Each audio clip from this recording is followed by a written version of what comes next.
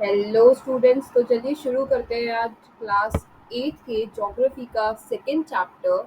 इसके first chapter already uploaded है playlist के अंदर। फर्स्ट पार्ट में हमने कवर कर दिया था इसका, जिसका इस चैप्टर का नाम आपको पता ही होगा, land, soil, water, natural vegetation and wild life resource. First chapter resource था जिसे हमें इन डेप्थ में कवर कर लिया है।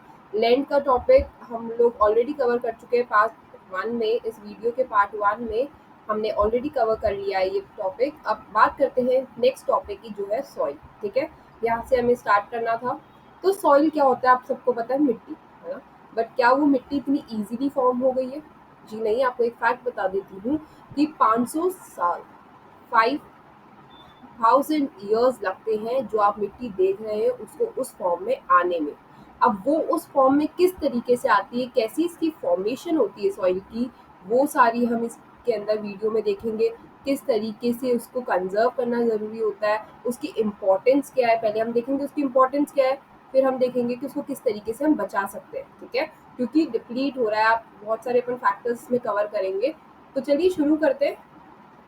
सॉइल, सॉइल की अगर डेफिनेशन आपसे पूछे कि सॉइल क्या होता है, तो आपको ये कहना है, thin layer of granny substance covering earth surface. आप सबको पता है कि अर्थ के सरफेस पे आप जहाँ पे भी खुदाई करेंगे, अगर कोई भी जो सरफेस है अर्थ का, वहाँ पे आपको एक थिन लेयर दिखेगी, ग्रेनी सब्सटेंस। ग्रेनी क्या है? ग्रेन्स होते हैं, उसमें छोटे छोटे पार्टिकल्स होते हैं। ठीक है, तो ये सैंड के पार्टिकल्स, इनको ग्रेनी जो सब्सटेंस है, हमें अर्थ के हर सरफेस पे मिलते हैं। ठीक है, इनकी एक थिन लेयर होती है, कहीं कहीं पे इनकी इन डेप्थ लेयर भी होती है, वो अभी हम सॉइल प्रोफाइल में देखेंगे। ठीक है, ये किस किस से मिलके बने होते हैं? इसके अंदर ऑर्गेनिक मैटर होता है। ऑर्गेनिक मैटर क्या होता है? वो मैटर क्योंकि जो डेड रिमेन्स से मिला हो, मतलब डेड रिमेन्स ऑफ एनिमल और प्लांट। जो एनिमल, जो प्लांट डेड हो जाते हैं, उनका जो रिमेन होता है वही ऑर्गेनिक मैटर के फॉर्म में कन्वर्ट हो जाता है। प्लस उसके अंदर और क्या क्या सब्सटेंस होंगे? मिनरल्स। तो फर्स्ट है हमारा organic matter, then minerals, and then weathered rocks. Weathered rocks क्या होते हैं, ये अभी हम देखेंगे। मिनरल्स आप सबको पता है कि अर्थ के अंदर, अर्थ हमारा जो है वो 3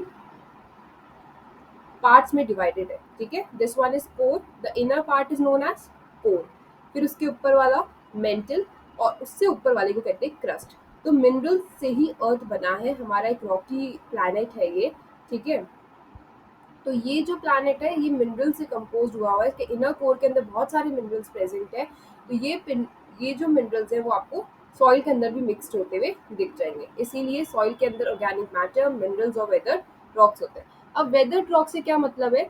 वे रॉक्स या फिर वो रॉक्स जो कि टूट गए हैं। ठीक है, अब उनकी वेदरिंग या फिर उनका ब्रेकडाउन किस तरीके से हुआ है? वेदरिंग की अगर आपको डेफिनेशन पूछे, ये क्वेश्चन फॉर श्योर आता है, what is weathering, define weathering and what are the factors affecting weathering. ठीक है, so breaking up and decay of exposed rocks by temperature, frost, plants, animal and human activity.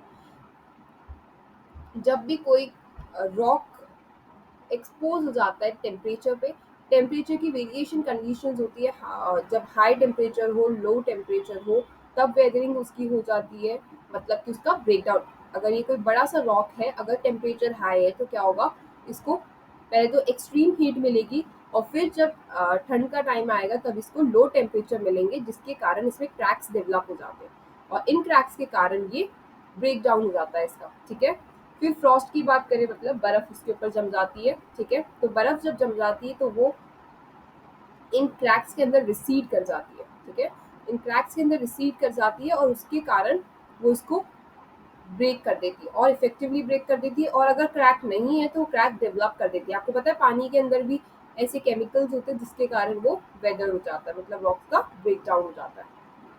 ठीक है, फिर plants की बात करें, अगर कोई प्लांट इसके अंदर उग गया है, किसी स्टोन के ऊपर अगर कोई प्लांट है, तो उससे क्या होगा? उसकी रूट्स होंगी, वो अंदर जाएंगी, और उसके कारण उसका ब्रेक डाउन होने लग जाएगा। ठीक है, एनिमल्स भी कर देते हैं। एनिमल्स भी जिस तरीके से रोल कर रहे हैं, अगर कोई माउंटेन में एनिमल है उसको रोल कर रहा है, या जो एक्टिविटीज एनिमल कर रहे हैं उसके कारण भी ये पॉसिबल है। और ह्यूमन एक्टिविटीज तो आपको पता ही है, ह्यूमन जैसे कंस्ट्रक्शन वगैरह कर रहे हैं, या कुछ ऐसा काम कर रहे हैं ह्यूमन, जिससे कि रॉक्स की वेदरिंग हो रही है।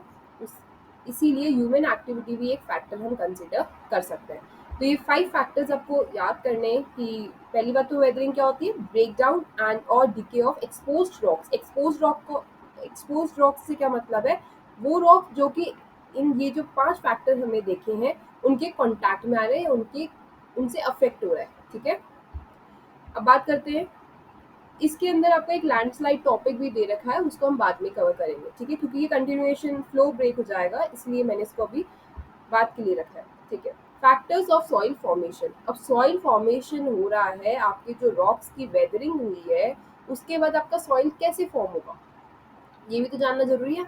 तो सॉइल की फॉर्मेशन मैंने आपको बताया था 5000 ईयर्स लग जाते हैं एक सॉइल की फॉर्मेशन प्रोफाइल बनने में। ठीक है, अब पेरेंट रॉक क्या होता है, वही रॉक ऑब्वियसली जिसकी वेदरिंग हुई है और जिसके कारण हमको वो सैंड पार्टिकल्स मिले। ठीक है, जो सॉइल पार्टिकल्स, जो सैंड पार्टिकल्स हमें मिल रहे हैं वो कौन से रॉक से मिले हैं, वही parent rock as a consider करा जाता है। तो अगर उसका पेरेंट रॉक का जो कलर होगा, उसके पेरेंट रॉक का जो टेक्सचर होगा, उसकी जो केमिकल प्रॉपर्टीज होगी, मिनरल्स कंटेंट, ये सब ऑलमोस्ट सिमिलर रहता है। ठीक है, आपको पता है कि अलग अलग रॉक्स मिलते हैं हर जगह, जैसे कि हमारे फ्लैट, जैसे महाराष्ट्र के अंदर ब्लैक सॉइल मिलता है, तो ब्लैक सॉइल मिलता है मीन्स वहाँ पे इग्नियस रॉक्स थे। ठीक है, इग्नियस रॉक्स मीन्स वहाँ पे लावा एक्सक्रीट हुआ था वॉल्केनिज्म के थ्रू, और वो लावा के कारण वहाँ पर ब्लैक लावा क्या था, आपको पता होगा, लावा जो कि अर्थ के अंदर से इन डेप्थ मैग्मा निकलता है। ठीक है, और वो फिर अर्थ की सरफेस पे आके सॉलिडिफाइड हो जाता है और स्टोन के फॉर्म में कंपोज हो जाता है। और फिर जब इन टाइप के रॉक्स का, जब इनको कहते हैं इग्नियस रॉक्स, हम जब रॉक्स पढ़ेंगे तब इसके बारे में और डिस्कस करेंगे, जब इन इग्नियस रॉक्स का वेदरिंग होता है तब हमको मिलता है ब्लैक सॉइल। ये मैंने ब्लैक सॉइल का एक एग्जाम्पल लिया है। ठीक है, तो इसके कारण ये इसका जो सॉइल का कलर होगा, अगर इस रॉक का कलर है ब्लैक तो ब्लैक सॉइल आपको मिलेगा, अगर इसका रेड है तो रेड सॉइल मिलेगा। तो मतलब जिस स्टोन से ये आ रहा है, जिस रॉक से वो आ रहा है सॉइल, उसका डिपेंड करेगा पेरेंट रॉक के कलर पे, टेक्सचर पे, केमिकल प्रॉपर्टीज पे, मिनरल्स पे, मतलब उसके अंदर कौन कौन से कॉन्स्टिट्यूएंट मिनरल्स हैं, क्या कंटेंट है उसका सिलिका वगैरह का। ठीक है, और परमिएबिलिटी।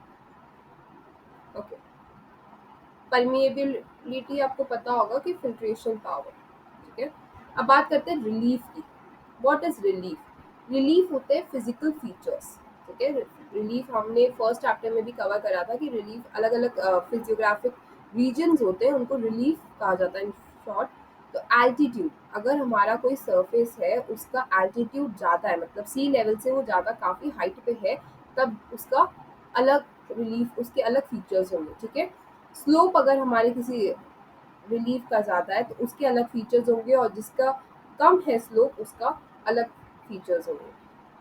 और अक्यूमुलेशन ऑफ सॉइल, अलग अलग अक्यूमुलेट होगा सॉइल हर एक जगह, किस तरीके से रुक पा रहा है। ठीक है, किस तरीके से इकट्ठा हो पा रहा है, उस पर भी डिपेंड करेगा। ये तो हम जस्ट इन ब्रीफ फैक्टर्स देख रहे हैं कि कौन कौन से ऐसे फैक्टर्स हैं जो कि हमारी सॉइल के फॉर्मेशन को हेल्प करेंगे। ठीक है, ये सारे वो फैक्टर्स हैं जो कि डिटरमाइन करेंगे सॉइल किस टाइप का होगा और क्या क्या उसके फैक्टर, क्या क्या उसकी प्रॉपर्टीज होंगी। ठीक है, अब बात करते हैं flora, fauna and micro organisms.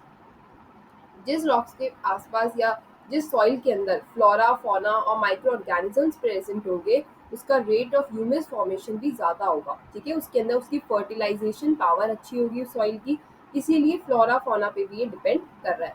फिर बात करते हैं क्लाइमेट पे।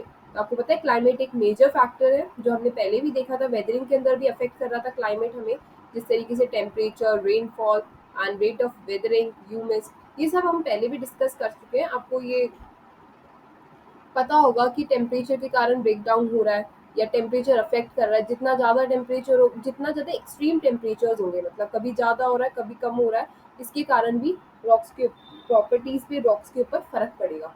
रेनफॉल अगर ज़्यादा होगी तो रेन के अंदर आपको पता है कि सल्फर वगैरह इस तरीके कंपाउंड्स होते हैं, इस तरीके के सॉल्यूशन बन जाते हैं। ठीक है, रेन के अंदर एसिड्स मिक्स हो जाते हैं और वो एक सॉल्यूशन बना लेते हैं, उस सॉल्यूशन के कारण भी जो अपना रॉक है उसको अफेक्ट होता है। फिर रेट ऑफ वेदरिंग की हम बात करें तो रेट ऑफ वेदरिंग मतलब कहाँ पे वेदरिंग ज़्यादा हो रही है। और वेदरिंग के फैक्टर्स कौन से, ये फैक्टर्स अगर ये है 5 फैक्टर्स जो कि वेदरिंग को अफेक्ट कर रहे हैं। जहाँ पे ये 5 फैक्टर्स या इनमें से कोई भी एक फैक्टर डोमिनेटिंग होगा वहाँ पे रेट ऑफ वेदरिंग भी ज़्यादा होगी। ठीक है, अगर टेम्परेचर ज़्यादा है तो वेदरिंग ज़्यादा होगी, ह्यूमन एक्टिविटीज़ ज़्यादा है तो वहाँ पे वेदरिंग ज़्यादा होगी। फिर बात करें ह्यूमस की, तो आपको पता ही है कि डेड ऑर्गेनिजम्स वगैरह के अंदर भी बहुत सारे ऐसे माइक्रो ऑर्गेनिजम्स प्रेजेंट होते हैं जो कि सॉइल को ब्रेक डाउन में हेल्प करते हैं। और फिर टाइम, टाइम के साथ भी होता है। मैंने आपको बताया था 5000 ईयर्स, तो ये जो टाइम है ये नेसेसरी है कंडीशन, ये नेसेसरी कंडीशन है जो सॉइल की फॉर्मेशन को देता है। आप अगर ओवरनाइट आप चाह रहे हैं कि आप ये सारे फैक्टर्स एक साथ लगा दें और सॉइल की फॉर्मेशन हो जाए तो दैट्स नॉट पॉसिबल। ठीक है, इसलिए सॉइल कंजर्वेशन आपको पता हो तो ड्राइव भी चल रही है।